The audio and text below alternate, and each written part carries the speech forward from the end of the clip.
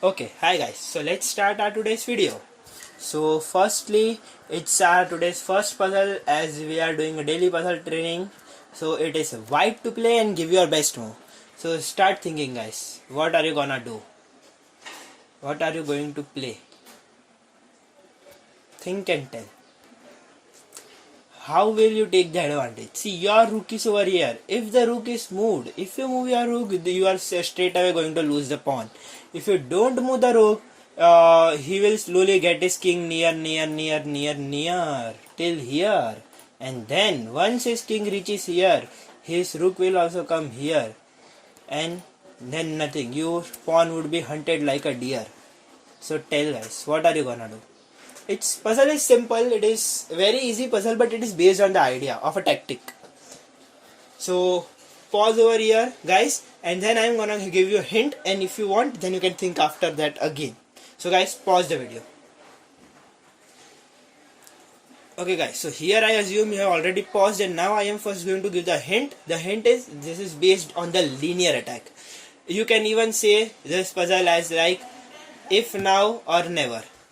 The thing is, if you moved on, if you give the correct move on this square, on this move at this time, then you win, or else the game is draw. You can never win the game. It will be directly draw.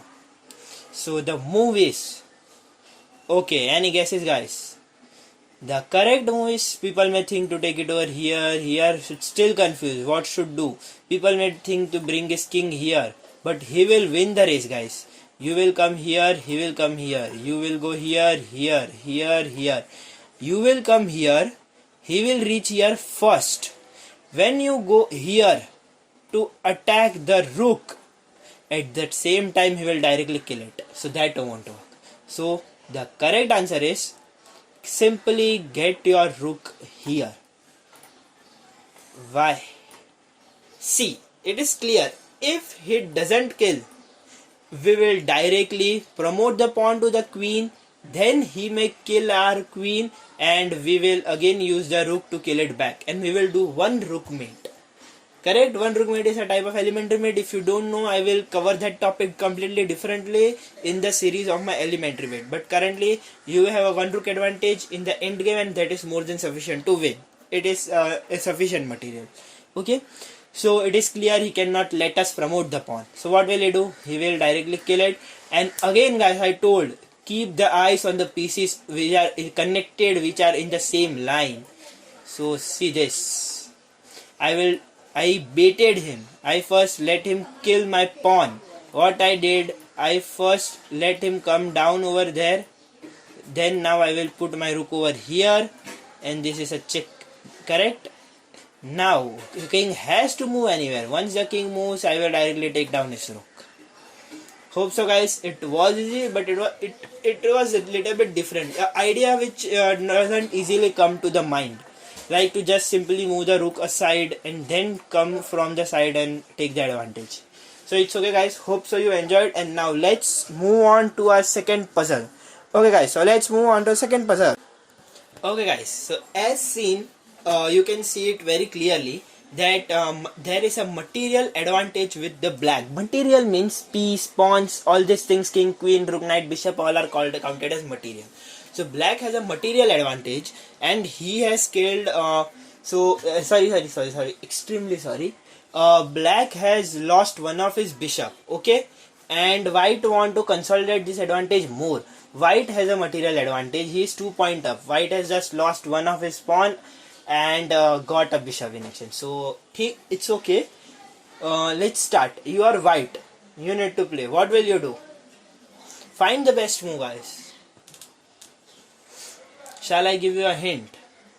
One who want to does it without the hint, pause the video and start thinking. And one who does want to do it with the hint, then take the hint. It's a puzzle of double attack. The tactic.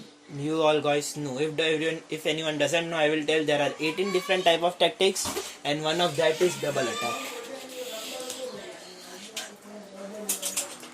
Okay, so let's start. I assume you all have paused the video, and now I am starting off with the answer. See, what is the answer? We will take our knight over here, and kill the pawn. See carefully. I know, yes, king is killing us back and we are taking a loss. But I told you guys, if you want to be a strong attacker, you must know how to sacrifice. Well, so we will take it over here. He will kill it. See, if it doesn't kill, no, he's going to simply lose his queen. And even if it doesn't lose queen and he save it somewhere else, he will lose the rook. So there is a knight fork and he is forced to kill. So I count the variation as he kills. Other variation I told already. If he kills, what people do is people generally concentrate on this bishop only. But they forget one thing, that there is a knight, bishop, rook. This rook, king, and most important, one of the strongest attacking pieces, the queen. So you should always keep eye on it. See, this weak diagonal. This diagonal is very weak if this f7 pawn is removed. As I told, as it was earlier also seen in 2 move checkmate, 3 move checkmate, 4 move checkmate, always. So what we do, we just kill that pawn, open the line for the queen, and we directly take our queen over here. Now white will take the queen over here and this leads to a check. Okay, but the king will simply run away, or else he can even counter you with the check. So what else can you do? See, it is not just giving the check, but it is also attacking the knight. It's a double attack from the side. And now the king has to move, or else he has to put the knight or the pawn in between. Okay, so maybe he puts the pawn in between and does a counter attack. We will just simply pick up his knight right over here, and we got our knight back, which we sacrificed over here too, but with an addition of a pawn, and we also saved our bishop and exposed his king too. So it was extremely good move and it is a very big advantage. So hope so guys you are liking the video and puzzles, and now let's move on to our next puzzle, the third puzzle of today. So let's start. Before that guys, whoever is new, start fast, hit the like button guys. Now press the bell icon to all and hit the subscribe button. Okay guys, so now let's move on to our third puzzle. Okay guys, so let's move on to our next puzzle, the third puzzle and the final. It is extremely good. Such ideas generally player don't think, and it is seen less on the normal puzzles books or other tactic apps and other things. So for now I found this puzzle good and I thought it should be included for today's. I won't give any hint, I will just tell. For first, it is white to play and try to gain an advantage. For the people who want to do without any hint, pause the video and start. For the people who want the hint, I would just say this puzzle is based on the concept of piece trapping. So trap a piece. Okay guys, so pause the video and think. Take your time, 5 to 10 minutes. It is a bit difficult puzzle, you will need to take time.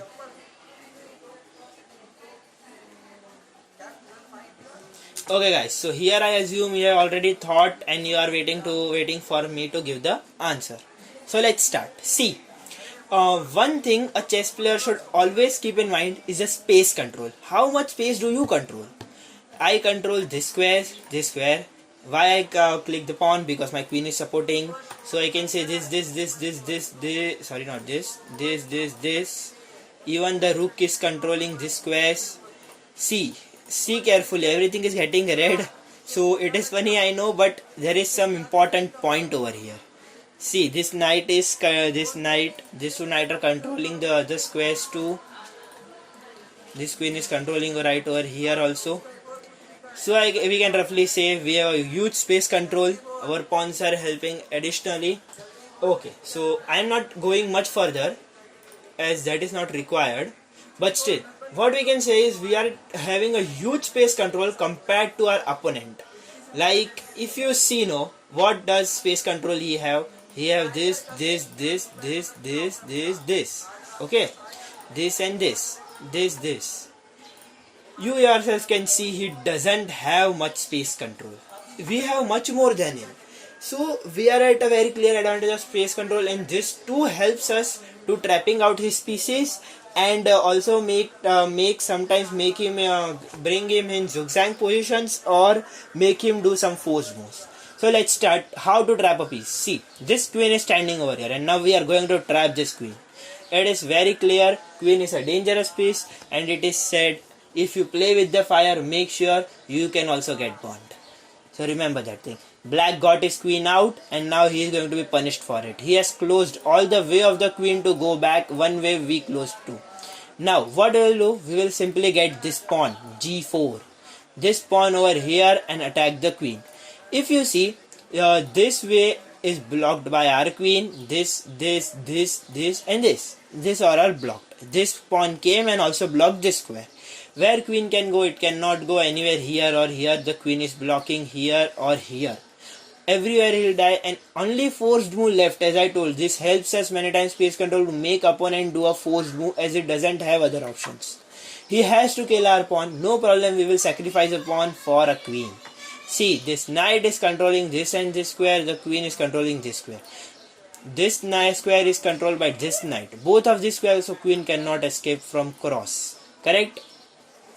So what left? He has no option again other than going over here and killing the pawn and then running behind.